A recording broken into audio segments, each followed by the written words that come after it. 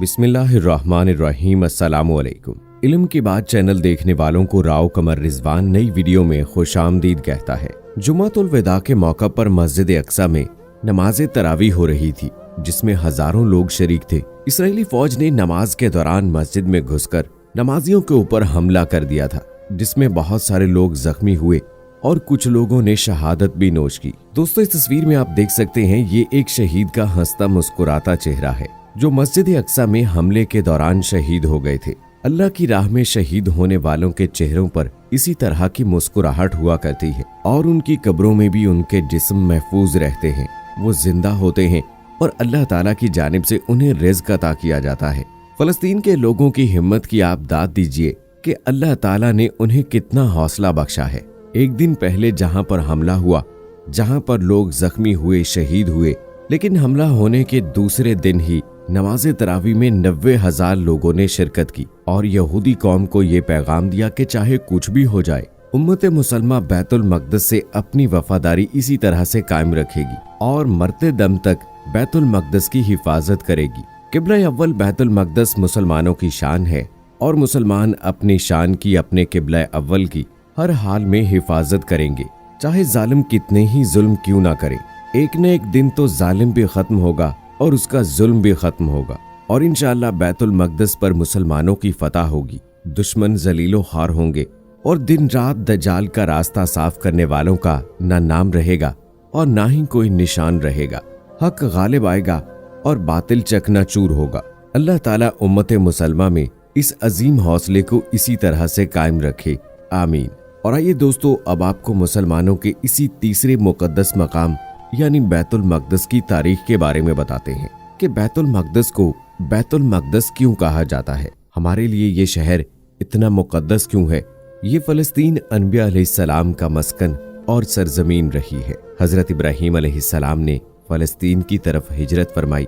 اللہ تبارک و تعالیٰ نے حضرت لوط علیہ السلام کو اس عذاب سے نجات دی جو ان کی قوم پر اسی جگہ نازل ہوا تھا۔ حضرت داؤد علیہ السلام نے اسی سرزمین پر سکونت رکھی اور یہیں اپنا ایک محراب بھی تعمیر فرمایا۔ حضرت سلیمان علیہ السلام اسی ملک میں بیٹھ کر ساری دنیا پر حکومت فرمایا کرتے تھے۔ چونٹی کا وہ مشہور قصہ جس میں ایک چونٹی نے اپنی باقی ساتھیوں سے کہا تھا، اے چونٹیوں، اپنے بلوں میں گھس جاؤ، یہیں اسی ملک میں واقع اسکلان شہر کی ایک وادی میں پیش آیا تھا جس کا نام بعد میں وادی نمل یعنی چونٹیوں کی وادی رکھ دیا گیا تھا۔ حضرت زکریا علیہ السلام کا محراب بھی اسی شہر میں ہے۔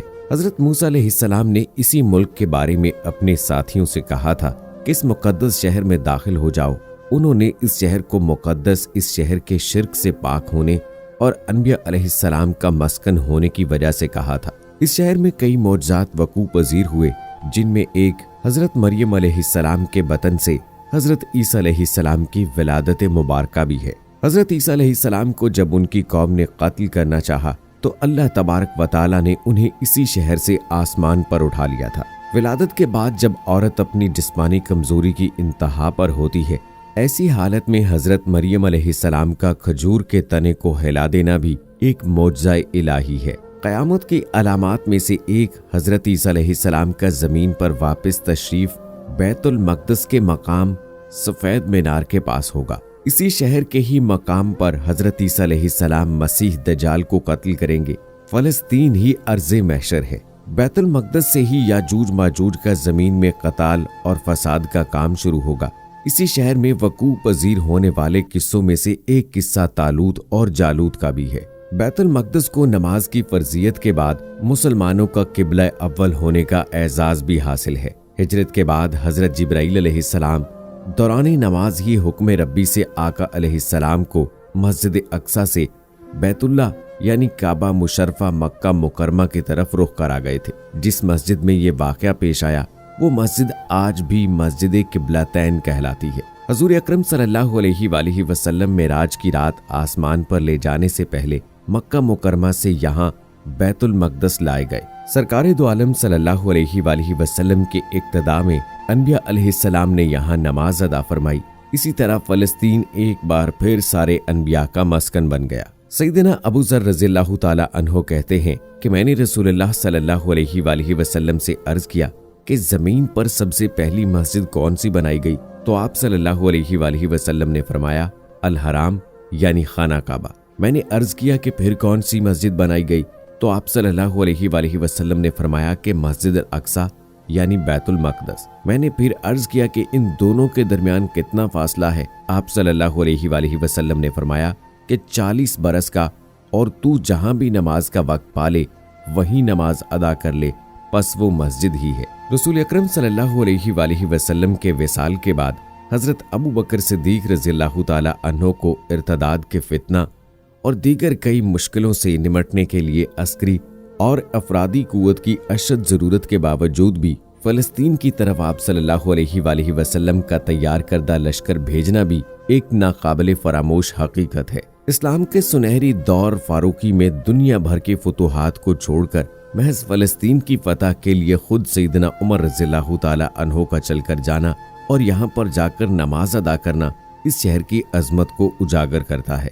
دوسری بار بینہ معراج کی رات بروز جمعہ 27 رجب 583 ہجری کو صلاح الدین ایوبی کے ہاتھوں اسی شہر کا دوبارہ فتح ہونا بھی ایک نشانی ہے۔ بیت المقدس کا نام قدس قرآن سے پہلے تک ہوا کرتا تھا۔